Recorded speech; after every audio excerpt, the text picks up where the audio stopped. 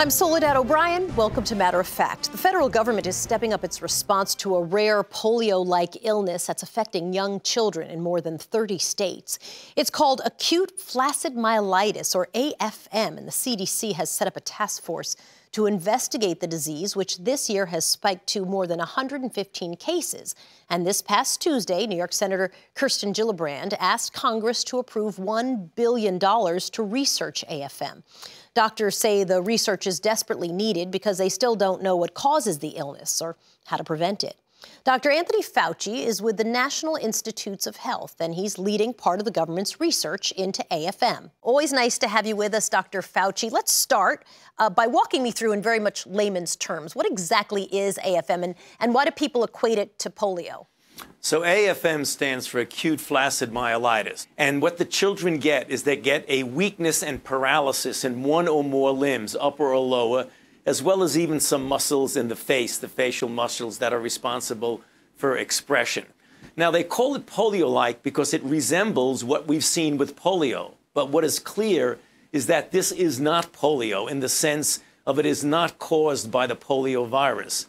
Is it only in children so far? You know, that's a good question. The answer is not only, but highly targeted towards children. Over 90% of the cases are in children less than 18 years old, and the average age is 4 years old. Is there any indication at this point that it is trending toward an outbreak? The good news is, if there's any good news in this, is that it is very rare. It occurs in 1 in a million people. That is good in the sense that it's not a widespread outbreak, but it's confounding because there are so few cases. What advice do you give parents about this AFM? One of the important things that you can talk to the parents about is that, obviously, as you said correctly, Soledad, that this looks like it is something that follows what is appearing to be a common cold, a respiratory tract infection. If a child starts to complain about something, that weakness, and saying, Mommy, my hand feels funny or my leg feels funny, don't hesitate. Get that child to a physician or a healthcare provider as soon as possible. Dr. Anthony Fauci with the National Institutes of Health. Always nice to see you, sir. Thanks for your time. Appreciate it. Good to be with you, Soledad. As Dr. Fauci says, the average age of a victim is 4 years old, and that's just how old Joey Wilcox is. This is a video of Joey dancing on September 22nd.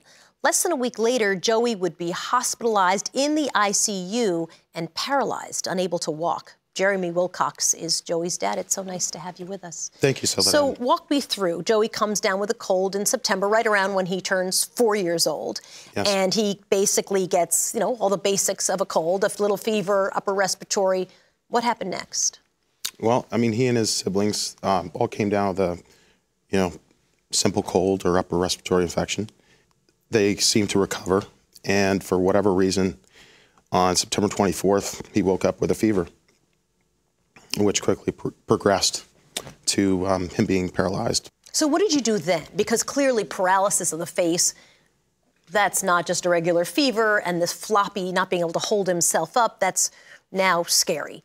Did you go back to the doctor then? That was very concerning. And so my wife and I talked about what we should do. And we debated whether we should go to urgent care. And I said, look, let's go straight to the hospital. So what'd they do? In the triage, they did a CAT scan. They took a blood test. They did a spinal tap looking for viral meningitis. And then they admitted him to the pediatric ICU. It was after the MRI that they were able to really see what was happening, right? The next morning, they did an MRI, which was a procedure. For a 4-year-old, you have to sedate them so they'll stay still. It was about a 3-hour procedure. Coming out of that, I was in his room. I saw about a dozen doctors huddling outside of his room. Ugh, that had to be terrifying. Well, I mean, what they described was there's inflammation from his brainstem all the way down his spine. How is Joey doing now? So, I mean, it's amazing. I've got to tell you, we are all super excited and stoked with what has happened. So he's walking. Mm-hmm. He's back at home. He's with his siblings. It's slowly improving, and it may take a long time. And how's he doing emotionally? He's handling it really well. You guys saw the video of him dancing right before he got sick. Even this paralysis didn't keep him back. And he, only when he could really just move his hands, would try to do dances with just his hands. And, you know, there were a couple moments where I thought, am I ever going to see him dance again the way he did? And the answer is yes. The answer took a is new yes. video. 2 days ago, I recorded him in front of our Christmas tree doing a dance. He loves to do all the dances from this. He's good too. This game, Fortnite, yes. So, I mean, he's we're, back. we're incredibly blessed. He's made a lot of progress. What advice do you give parents? On one hand, it is very rare. But on the other hand, obviously, it can be deadly. And you don't think that it's ever going to happen to you until it's your child. And then it becomes very real.